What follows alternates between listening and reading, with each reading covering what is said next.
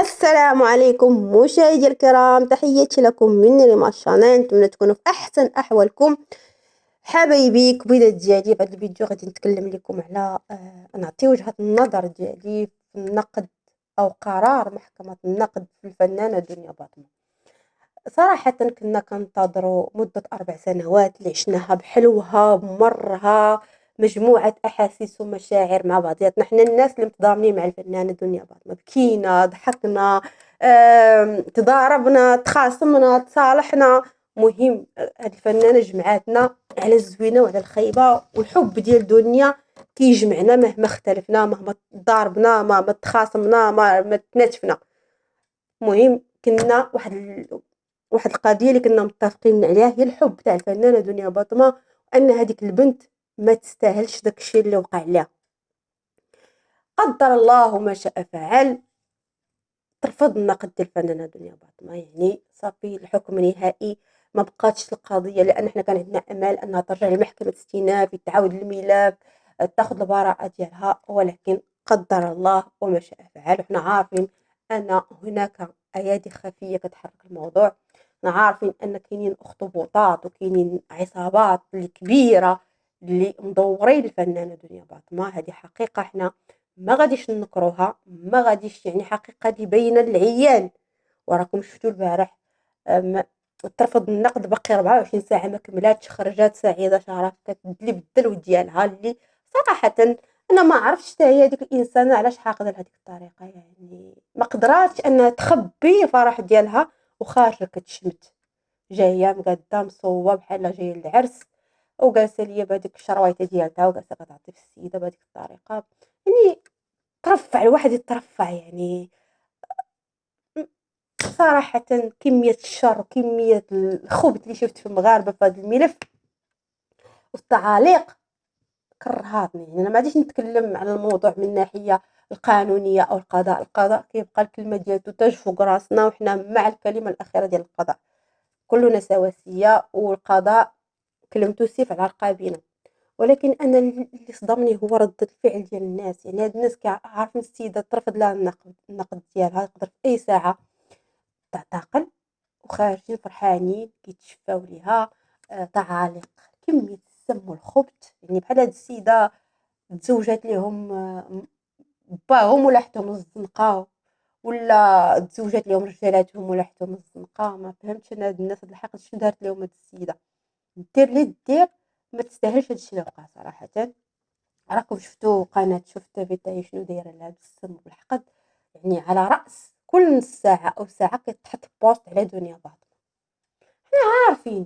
عارفين حنا شنو المغزى من هادشي، هما باغيين ينسوا الفضيحة ديال اسكوبار الصحراء ولطيفة رأفت وداكشي. فين دنيا باطمة؟ حنا ما عندنا حتى مشكل مع لطيفة رأفت، لطيفة رأفت حتى هي مغربية، حتى هي بنت بلادنا.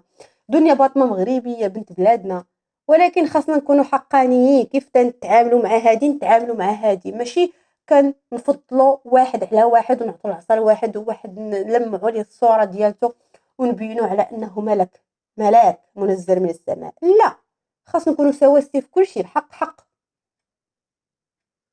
ولكن للاسف صراحه انا بعدا فمي سكت، ما بقيت عارفه ما نقول، لانني صراحه خفت نقول شي حاجه تصدق محسوبه عليا ولا تصدق محسوبه على دنيا، نصدقوا مأدينا اكثر ما حنا نافعين. هذاك الشيء علاش ما خرجتش في شي لايف، ما درتش فيديو، ما حتى حاجه. وراكم الناس اللي متبعين الصفحه ديالتي في الانستغرام راه شافوني انني ما حطيت حتى حاجه على داك التكريم اللي كان داز، لان داك التكريم انا ما كنتش حامله صراحه. هذاك التكريم كان يعني دار يعني سارحين دنيا ولا الله اعلم، وانا من دنيا ما كنتش نمشي كاع لداك التكريم، لان لا يشرف الفنانه دنيا باطمه الاسم الكبير انها تحط مع ناس اخرين بحال دوك التيك توكر اللي تذكر الاسم ديالهم، ولا مع صفحه الحكومه، ولا مع افلاطونه، ولا مع دوك الناس. فلهذا انا ما بارطاجيتش هذاك التكريم، لانه ما كيليقش بها كفنانه، ولانه ماشي هي من سهم دوك الناس اللي تكرمت معاهم. فنانه دنيا باطمه عندها تاريخ فني، عندها مسار فني، فنانه بكل معنى الكلمه من معنى، يعني انسانه وازنه وحاضره. ف صراحه الله يدير لها شي طاوة الخير، الله يصاوب ليها، قلبنا كيتقطع على الناس اللي كيبغوها، المغاربة، الناس اللي ضدها. أنا ما عندي معاكم حتى مشكل، أنا عارفاكم دابا غادي تهجموا عليا في التعاليق وتبقاو تسبوا فيا وتعايروا فيا ونكافة لا لا لا، أنا ما نكافاش، ولي الشرف نكون نكافة. أنا كنتكلم كإنسانة من الناحية الإنسانية، ما نبغيش أي واحد حتى لو ما كانتش دنيا، ما نبغيش لها الحبس، ما نبغيهاش أنها تحبس وتخلي بنيات في رقبتها برا. راه مني دخلت ندى حسي ومني ولدت في الحبس، مني قالوا بغات تولد في الحبس بقى فيه الحال. واخا ندى يعني كي كنقولوا شوهات البلاد وتا هي الله يهديها، ولكن بقات فيه لأنها كتبقى مرا وحاملة وفي الحبس، يعني ما نبغيهاش ليها. ملي كانت هذيك ناعمة الجوق بغات تدخل ما عجبنيش الحال، ما بغيتهاش تدخل لأنني عارفة ديك السيدة ماشي نورمال. وبزاف ديال الناس شي فاتحة روتينية يومي حتى هي ما كنتش باغا لها السجن، ما كنتش باغا لها ديك المدة اللي عامين تاع الحبس، ما كانت جاتني كثيرة. المهم الله يصاوب الجميع الإخوان والأخوات. وفي هذا الصدد نخليكم تسمعوا صوفيا طالوني اللي حتى هو صراحة طلع راجل رغم الاختلاف معاه يكون اللي يكون، ولكن كي كنقولوا حبيبك تتعرفيه في الشدة، الناس اللي كيبغوك تتعرفيهم في الشدة ماشي في الفرح. فصوفيا طالوني كان دائما كيخرج كينق على دنيا، كيدق عليها، كيحشي لها الهضره، ولكن ما كيوركش عليها كي كنقولوا، يعني ما كيتنمر عليها ما حتى حاجه، كيقول شي كلمه بالضحك كيدوز. ولكن اليوم صراحه فاجأتني ردة الفعل ديالو. كذلك البنت ديال الفنانة نجاة عتابو حتى هي صراحةً عجبتني البوست اللي دارت على شوف تيفي، لأن أي إنسان عادي وقلبه زوين ومغربي حر في يديك تا مغربي راه ما غاديش يرضى هاد الشي على الفنانة دنيا باطمة، لأنها بنت المغرب، بنت الشعب، راه بنتنا، نبغوها ما نسرطوها، ما نبغوش ليها هاد الشي، هادشي راه يأثر علينا حتى في الوطن العربي. اللي صراحةً أنا عندي واحد العتاب على تحفة الشوب. تحفة شوف، ما غاديش نكثر بزاف معاك الهضره حتى انت، نقول لك جوج كلمات: اتقي الله في هذيك البنت، لان فعلا الفيديو اللايفات الاخر اللي درتي الا كتبين على واحد الحقد وواحد السم. انا عارفك انت ماشي نتايا، انا عارفك ناس دافعينك لانك انت ما دنيا ما دارتليكش ما بينك وبينها والو دنيا، انت ناس دافعينك. لان مني مشات هذيك امريكا رجعات انت كسيريتي، شفتها فيك كسيرات البارح، هي خرج القرار خرجت ديك الساعه سيغ بلاص. فتقي الله في هذيك البنت، وبارك من الكذوب وبارك من تمرين المغالطات، لان هذيك الهضره اللي قلتي كامله لا اساس لها من الصحه كلها باش كتزيد تحقد الناس عليها، لان عندك واحد الناس الله يهديهم كيبغوا يسمعوا ديك الهضره، فانت كتسمعهم ديك الهضره. فنانه دنيا باطمه ما عندها ما فيها دعاره. فنانه دنيا باطمه الفيلا ديالتها ما مشمعاش، كتمشي لها الوقت اللي بغات. في مراكش غاداك الشهر كانت فيها ابتسام باطمه. هذوك الكذوب كله كذوب، والناس اللي متبعينك عارفينك كتكذب، وانت عارف راسك كتكذب، ومع ذلك كتكذب وكتبدع وكتزيد في الكذوب ديالك. فاتقي الله في هذيك الانسان. ها هو صوفيا طالوني مثلي، يعني هذاك الشيء ما مشغوليش فيه، كل حر في راسو، كل من اللي خلقه، ولكن الحق حق. مني شاف بان البنت مدورينها 4 ديال الشلهبيه ومدورينها وباغيين فيها الخدمه وما رحموهاش قد البنت ديالهم، يعني الصغير فيهم عتلقى عنده 50 عام 45 عام ومدورين البنت. خرج وقال كلمه ديال الحق وطلع راجل عليك انت، يعني صوفيا طالوني طلع راجل على بزاف ديال الرجال اللي كيشوفوا ساكتين.